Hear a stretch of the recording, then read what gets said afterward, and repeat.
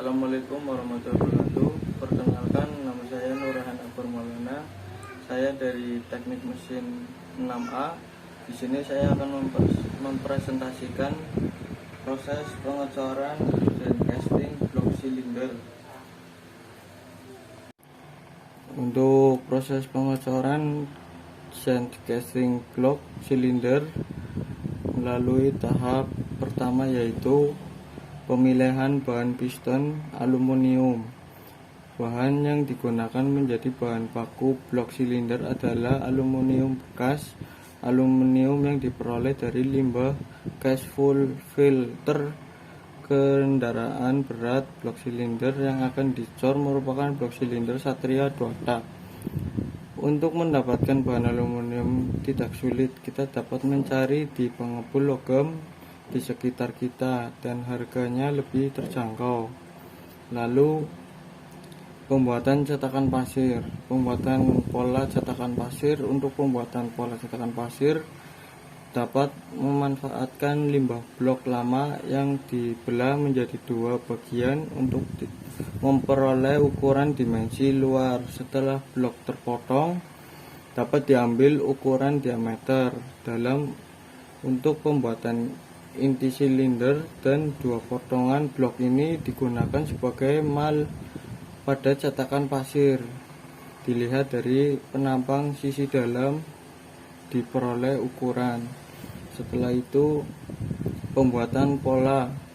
Blok mesin Satria akan digunakan untuk memperoleh ukuran dimensi pola dengan cara dipotong menjadi 2 bagian sebagai mold bentuk cetakan pasir dan dilepaskan setelah cetakan pasir mengeras. Lalu pembuatan inti. Proses pembuatan blok dari cetakan. Setelah pasir padat dibiarkan cetakan selama 10 menit agar sedikit mengeras, agar angka blok yang tertanam dicetakan secara perlahan agar pinggiran mal tidak hancur. Jemur kembali cetakan pasir di bawah terik matahari agar mengeras dan kering selama 5 jam. Setelah mengeras, mal pasir dapat digunakan agar bagian tertutup juga terkena panas.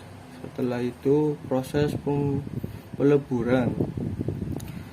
Proses memasukkan bahan aluminium. Proses memasukkan aluminium ke dalam tungku lebur terlihat pada gambar yang di samping. Aluminium yang akan dimasukkan ke tungku lebur sebanyak 3 kilo aluminium yang dilebur sebelumnya dibersihkan dari kotoran, sisa-sisa minyak dan tanah yang melekat, dikarenakan dapat mempengaruhi struktur aluminium yang akan terlebur. Panas yang dihasilkan perlahan akan meleleh atau melebur aluminium sampai aluminium mencapai temperatur lebur 660 derajat Celcius dalam waktu 3 jam.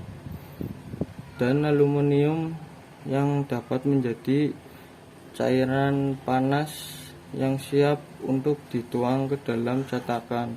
Namun dalam kondisi ini masih terdapat bahan yang mesti diangkat dikarenakan sampah yang terikat logam tidak dapat terlebur.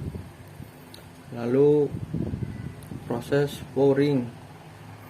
Proses penuangan dari tungku lebur aluminium diambil ke wadah penuang agar aluminium tidak cepat membeku.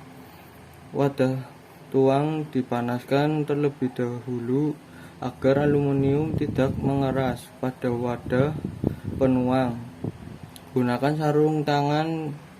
Wadah penuang memiliki suhu yang cukup panas dan aluminium yang akan dihitung memiliki temperatur yang sangat tinggi yang dapat menghasilkan luka bakar serius. Penuangan aluminium tidak boleh terlalu tinggi dikarenakan suhu aluminium dapat berkurang terkena udara dan cetakan sehingga mengeras sebelum masuk ke cetakan tinggi penuangan kurang lebih 5-10 cm. Pembongkaran cetakan. Proses pembongkaran cetakan pasir setelah dituang dan dibiarkan selama 15 menit, cetakan dapat dibongkar menggunakan pahat kecil atau obeng ketok.